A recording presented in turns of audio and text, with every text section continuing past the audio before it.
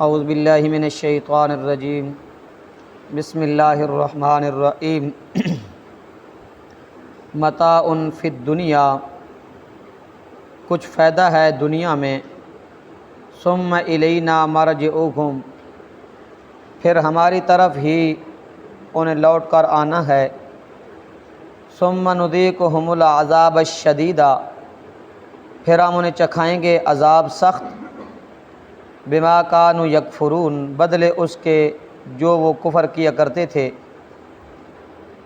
وَاتْلُ عَلَيْهِمْ نَبَأَ نوح، اور پڑھ سنائیے انہیں حال نوح علیہ السلام کا، اذ قال لقومہ یا قوم، جب کہا نوح علیہ السلام نے اپنی قوم سے، اے میری قوم، ان کان کبر علیکم مقامی، اگر ہے گراں تم پر میرا کھڑا ہونا، وتذکری بآیات اللہ، اور نصیحت کرنا اللہ کی آیتوں سے، فتعالی اللہ توکلت، تو اللہ ہی پر میں نے بھروسہ کیا ہے، فاجمعوا امرکم، پس جمع ہو جاؤ اپنے معاملے کو، یکجا کرو اپنے معاملے کو، وشرکاکم، اور اپنے ساتھ اپنے شریکوں کو بھی ملا لو، ثم لا یکن امرکم علیکم،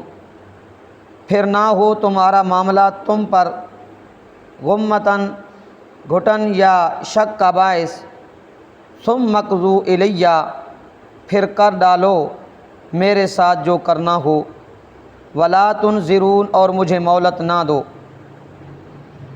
فإن تولیتم، پس اگر تم منہ موڑ لو، فما سألتکم من اجر، تو میں نے نہیں مانگا تم سے کوئی اجر، ان اجریہ الا علی اللہ، نہیں ہے میرا اجر مگر اللہ پر ہے، وامرت، اور مجھے حکم دیا گیا ہے کہ ان اکون من المسلمین، کہ میں ہو جاؤں فرما برداروں میں سے، فکذبوہ، پس انہوں نے اس کو جھٹلایا، ونجیناہ، اور ہم نے نجات دی اسے، ومن معہ، ان کو جو اس کے ساتھ تھے، فی الفلک، کشتی میں سوار تھے جو، وجعلناہم خلائف، اور بنا دیا انہیں جانشین ان کا، واغرقنا الذین کذبوا بآیاتنا، اور غرق کر دیا ان کو جنہوں نے ہماری آیتوں کو جھٹلایا، فانظر، پس دیکھیے، کیف کان، کیسا ہوا، عاقبۃ المنذرین، انجام ان لوگوں کا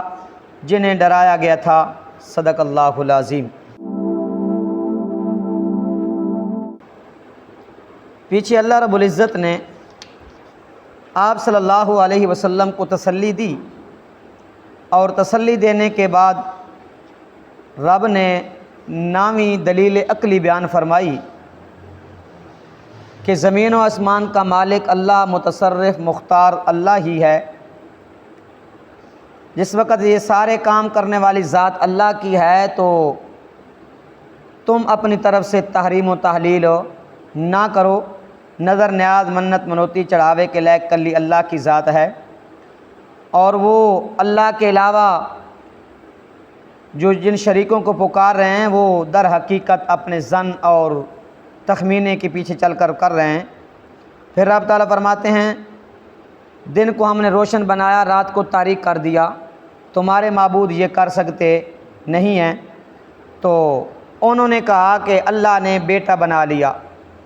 یہود و نصارہ، جس طرح یہودیوں کا عقیدہ تھا کہ عزیر علیہ السلام اللہ کے بیٹے ہیں، عیسائیوں کا عقیدہ تھا کہ عیسیٰ علیہ السلام اللہ کے بیٹے ہیں، اور مشرکین مکہ کا عقیدہ تھا کہ فرشتے اللہ کی کیا ہیں، بیٹیاں ہیں۔ جس طرح اولاد اپنے باپ کو پیاری ہوتی ہے، کوئی بات منوانا چاہے تو منوا سکتی ہے، اسی طرح یہ بھی کیا ہے، اللہ کی اولاد ہیں، اللہ کو پیارے ہیں، نیب ہیں اللہ کے، اللہ سے جو بات منوانا چاہیں منوا سکتے ہیں۔ تو رب تعالیٰ نے ان کے اس قول کا 5 طرح سے جواب دیا کہ وہ تو میرے کیا ہیں، بندے ہیں، عاجز ہیں، میرے سامنے جھکنے والے ہیں۔ پہلے سپارے کے اندر رب تعالیٰ فرماتے ہیں، وَقَالُوا اتَّخَذَ اللَّهُ وَلَدًا سُبْحَانَهُ بَل لَّهُ مَا فِي السَّمَاوَاتِ وَالْأَرْضِ كُلٌّ لَّهُ قَانِتُونَ، میں اللہ کے سامنے جھکنے والے، میں اللہ کے سامنے عاجزی کرنے والے ہیں۔ اور ایک مقام کو رب تعالیٰ فرماتے ہیں، بل عباد مکرمون، وہ تو میرے عزت والے بندے ہیں. عزت والے کیا ہیں؟ بندے ہیں. وہ تو میرے سامنے عاجزی اور انکساری کرنے والے ہیں.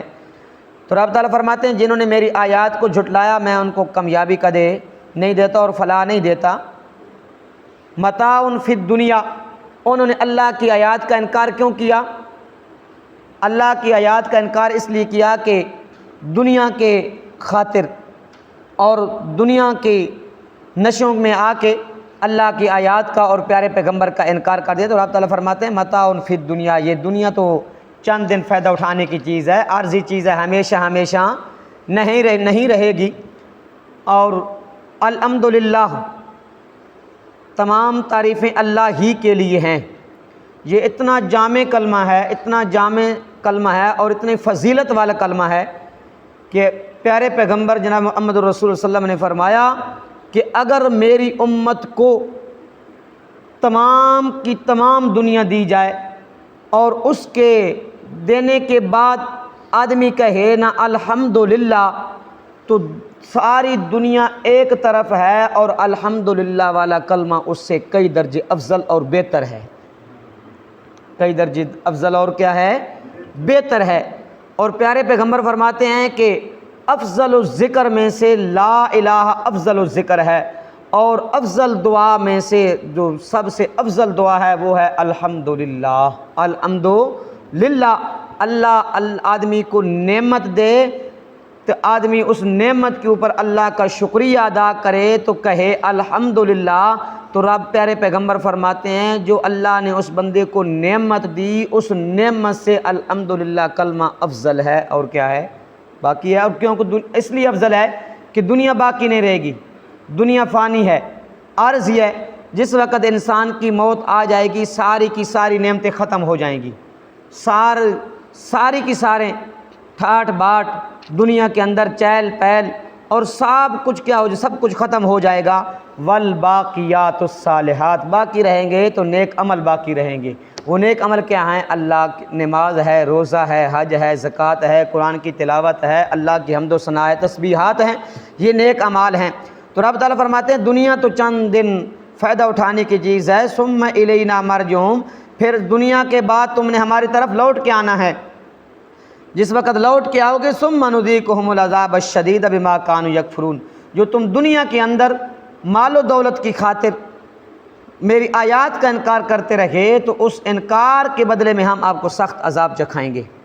پھر رب نے ایک نمونہ پیش فرمایا. وہ کون سا نمونہ تھا؟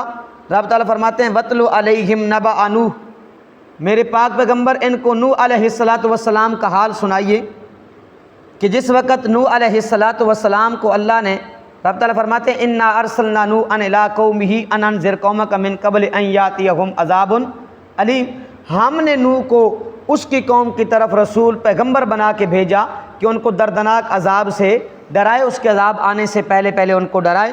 تو جس وقت نوح علیہ السلام آئے نا، نوح علیہ السلام نے قال رب انی دعوت قومی لیلا و نہارا، نہ دن دیکھا نہ رات دیکھی، نہ صبح دیکھی نہ شام دیکھی، نہ سردی دیکھی نہ گرمی دیکھی، نہ محفل دیکھی نہ محفل کے اندر بھی چلے گئے، لوگوں کو دعوت دی، تنہائی کے اندر بھی دعوت دی، اعلانیہ طور پہ بھی لوگوں کو دعوت دی، پوشیدہ طور پہ بھی ایک ایک کو پکڑ کے کیا دی، لوگوں کو دعوت دی.